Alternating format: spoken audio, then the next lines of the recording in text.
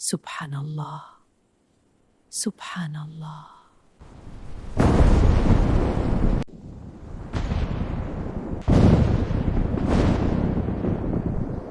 दादी, लगता है बारिश आने वाली है। हाँ बेटी, लग तो रहा है। दादी, मौसम तो बहुत खराब हो गया है, आज तो हमने बाजार जाना था। तुम्हारे दादा उठते हैं, तू पूछती हो अब क्या करना है। चलो मैं जल्दी से सहरी बना लेती हूँ बेटी, तुम बाहर से चीजें उठा लो। जी दादी।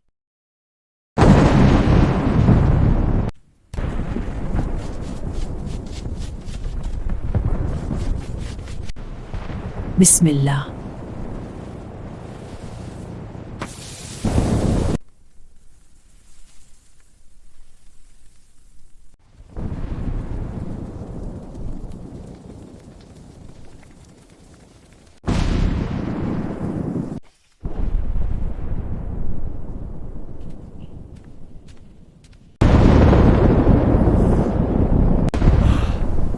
बारिश आ गई है जी। 1 लाख है। काफी है जी। अच्छा जी सुने, मौसम तो बहुत खराब है, बाजार के लिए अब निकलना है कि नहीं? जी जी जाना है, 30 मिनट तक ट्रेन आ जाएगी। अगर आज ट्रेन निकल गई तो हफ्ते बाद आएगी। हाँ जी चलते हैं, आज ही गांव के लोगों के लिए भी ईद के कपड़े लेने हैं, यतीम बच्चों के लिए भी। जी बिल्कुल सही। फूफो को भी तो ससुराल में ईदी देने जाना है। जी बेटी, आज तुम्हारी फूफो के भी कपड़े लेकर आएंगे। कल चलते फिर बेटी के ससुराल ईदी देने। जी दादा, बहुत मजा आएगा, मैं अपनी कजन से भी मिलूंगी। जल्दी लस्सी डालो जी बोतल में, और छतरी भी ले आए बाहर से। अच्छा जी। ग्लोरिया बेटी, तुम भी जल्दी से टिफिन बंद करो। कि दादी।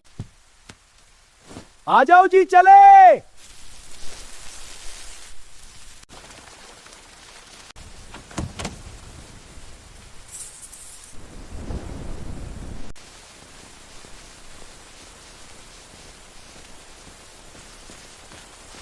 दादी, वो देखो कितने छोटे पपी हैं। बेचारे बारिश में भीग रहे हैं। सुनो जी, एक रोटी इनको डाल देते हैं।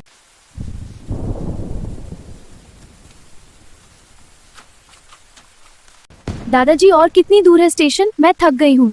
बेटी बस पहुंचने ही वाले हैं। सुनो जी, यहाँ तो बहुत रश है। जी चलो टिकट ले आते हैं। बेटा 3 टिकट दे दो। लो चाचा।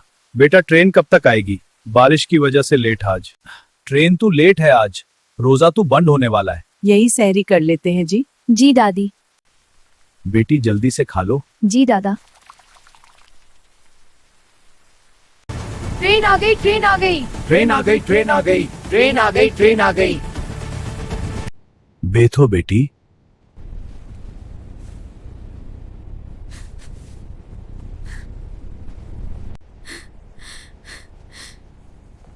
क्या हुआ बेटी, क्यों रो रही हो तुम दोनों? बताओ बेटी, क्या बात है? स्टेशन पे बहुत रश था, किसी ने हमारे पैसे निकाल लिए। कोई बात नहीं बेटी, रोटे नहीं, पैसे तो आने जाने वाली चीज है। अम्मा, आप नहीं जानती, मैं बहुत मजबूर हूँ। क्या बात है बेटी, खुल के बताओ, क्या मजबूरी है मेरी बेटी की? अम्मा, क्या बताओ। मुझे आज भी वो दिन याद है जब हमारी जिंदगी खुशियों से भरी हुई थी। 1 साल पहले तक हमारे हालात बहुत अच्छे थे। मेरे शौहर शहर के मशहूर सुनार थे। शहर के बड़े बाजार में उनकी जेवरात की बहुत बड़ी दुकान थी, जहां दूर दूर से लोग सोना और जेवर खरीदने आते थे। हम गांव में अपनी बड़ी सी हवेली में रहते थे। घर में किसी चीज की कोई कमी नहीं थी। मैं, मेरे शौहर और मेरे 2 बच्चे एक खुशहाल जिंदगी गुजार रहे थे। मेरा बेटा 12 साल का था और बेटी उससे कुछ बड़ी थी। दोनों स्कूल जाते थे और हम सब एक पुरसुकून और खुशहाल जिंदगी गुजार रहे थे। मगर शायद हमारी खुशियों को किसी की नजर लग गई थी। एक दिन मेरे शौहर दूसरे शहर से दुकान के लिए जेवरात और सामान लेकर वापस आ रहे थे। रास्ते में अचानक डाकुओं ने उनकी गाड़ी रोक ली। उन्होंने मेरे शौहर को लूट लिया और सारा कीमती सामान छीन कर ले गए। इस वाक़ये ने मेरे शौहर को इतना शदीद सदमा दिया कि वो वहीं बेहोश हो गए। लोगों ने उन्हें फौरन अस्पताल पहुंचाया, जहां डॉक्टरों ने बताया कि उन्हें दिल का दौरा पड़ा है। ये खबर सुनकर मैं जैसे पत्थर की हो गई। मेरी समझ में नहीं आ रहा था कि अचानक हमारी जिंदगी को क्या हो गया है। चंद दिन बाद जब मेरे शौहर की हालत कुछ संभलने लगी तो अचानक उन्हें कलेज का शदीद हमला हो गया। डॉक्टर ने हमें बताया कि अब वो ना कभी चल सकेंगे और ना ही ठीक से बोल सकेंगे। ये सुनकर मेरे पैरों तले जमीन निकल गई। इसके बाद जिंदगी जैसे रुक सी गई। मेरे शौहर की शहर में मौजूद दुकान पर अब मेरा देवर बैठने लगा था। वो हर हफ्ते मेरे शौहर को अस्पताल चेकअप के लिए भी ले जाता था। शुरू में मुझे लगा कि वो वाकई हमारा सहारा बन गया है और हमारी मुश्किल वक्त में हमारा साथ दे रहा है। मैं उस पर बहुत यकीन करने लगी थी, मगर मुझे क्या मालूम था कि वो हमारे साथ सबसे बड़ा धोखा करने वाला है। एक दिन वो कुछ कागजात लेकर हमारे घर आया। उसके चेहरे पर अजीब सा गुरूर था। आते ही उसने सख्त लहजे में कहा, अब तुम लोग ये घर खाली कर दो, ये घर मेरा है। हम सब ये सुनकर हैरान रह गए। मैंने घबराकर कहा, ये क्या कह रहे हो, ये घर तो हमारा है। वो हंसा और कागजात हमारे सामने रख दिए। उन कागजात पर मेरे शौहर के अंगूठे के निशान लगे हुए थे। उनने साफ साफ लिखा था कि ये घर और शहर की दुकान दोनों मेरे शौहर ने अपने भाई यानी मेरे देवर के नाम कर दिए हैं। मेरे शौहर ये देखकर बेबसी से रोने लगे।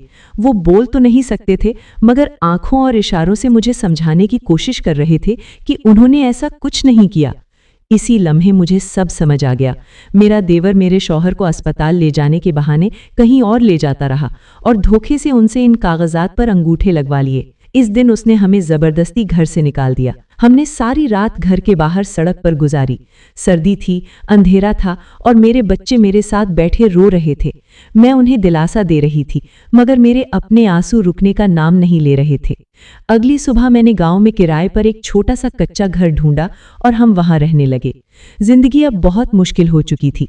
मेरे मासूम 12 साला बेटे ने स्कूल छोड़ दिया और मजदूरी करने लगा। मेरी बेटी और मैं गांव के लोगों के घरों में जाकर काम करने लगी।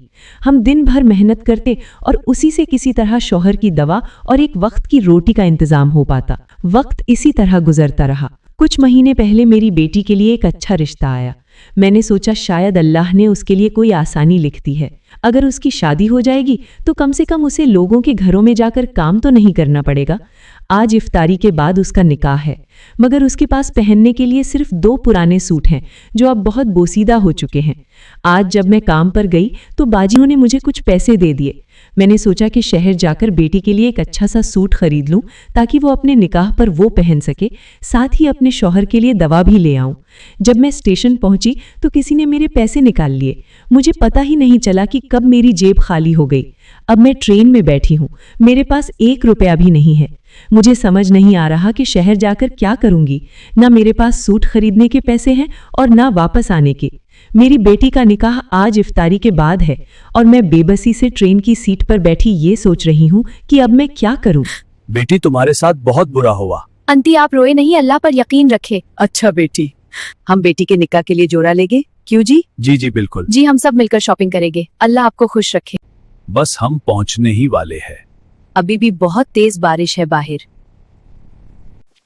आ जाओ जी, पहले बेटी के निकाह के लिए जोड़ा ले लेते हैं। ये ड्रेस बहुत ब्यूटीफुल है। बेटी तुम्हें पसंद है? जी ये अच्छा है। जी ये प्यारी है, ब्राइडल ड्रेस के साथ अच्छी लगेगी। पैक कर दो जी। ये ड्रेस बहुत प्यारा है। ऐसा करो, इसमें मीडियम लार्ज हर साइज के 10-10 जोड़े पैक कर दो। अच्छा अम्मा जी, ये सूट अच्छा लग रहा है। ऐसा करो, इसमें हर साइज में 10-10 जोड़े पैक कर दो। अच्छा चाचा, ये देखें, ये खुस्सा बहुत अच्छा लगेगा। ये भी पैक कर दो हर साइज के। जरूर जी। अम्मा आप सूट और जूते हर साइज में क्यों ले रही है? इतने ज्यादा क्या करेगी? आर्य बेटी, ये गांव के गरीब लोगों के लिए और यतीम बच्चों के लिए भी ले रही होगी। अच्छा लग रहा है, ये सब पैक कर दो। ग्लोरिया बेटी, सारी शॉपिंग होगी ना, कुछ रह तो नहीं गया? दादाजी सबसे इम्पोर्टेंट और फेवरेट कश्मीरी चूड़ियां तो ली ही नहीं अभी। देखो ये कश्मीरी चूड़ियां कितनी प्यारी है और ये ट्रेंड में चल रही है। जी तो बहुत प्यारी है। शॉपिंग तो हो गई है और ट्रेन आने में अभी वक्त है, तो चलो पार्क में चलते हैं। बेटी सारी शॉपिंग हो गई। तुम्हारी बेटी के निक्का के लिए ब्राइडल सूट, ब्राइडल हील और ज्वेलरी भी ले लिए। बेटी ईद के लिए कपड़े लिए हैं, वो भी जरूर पहनना ईद पर, और अपने शौहर और बेटे को भी देना। और कश्मीरी चूड़ियां भी पहनना, तुम पे बहुत अच्छी लगेगी। ये लो बेटी, इसमें कुछ पैसे है। आज बेटी के निक्का के लिए जो लोग आ रहे हैं उन्हें अच्छी सी अफ्तारी करवाना और अपने शौहर की मेडिसिन भी ले लेना। अल्लाह आपको बहुत दे। आपका ये एहसान जिंदगी भर याद रखूंगी। अल्लाह तुम्हारी बेटी के नसीब अच्छे करे। ग्लोरिया और दादा दादी ने हमारा बहुत एहसास किया है। मेरे निक्का और ईद के लिए इतना कुछ लेकर दिया, कपड़े, जूते, ज्वेलरी, सब कुछ। मैं आपसे बस यही रिक्वेस्ट करती हूँ, प्लीज आप सब वीडियो को लाइक कर दे और चैनल को सब्सक्राइब कर दे। अल्लाह आप सब सब्सक्राइबर्स को खुश रखे। कमेंट में बताएं क्या आप भी हम जैसे लोगों की हेल्प करते हैं। अल्लाह हाफिज।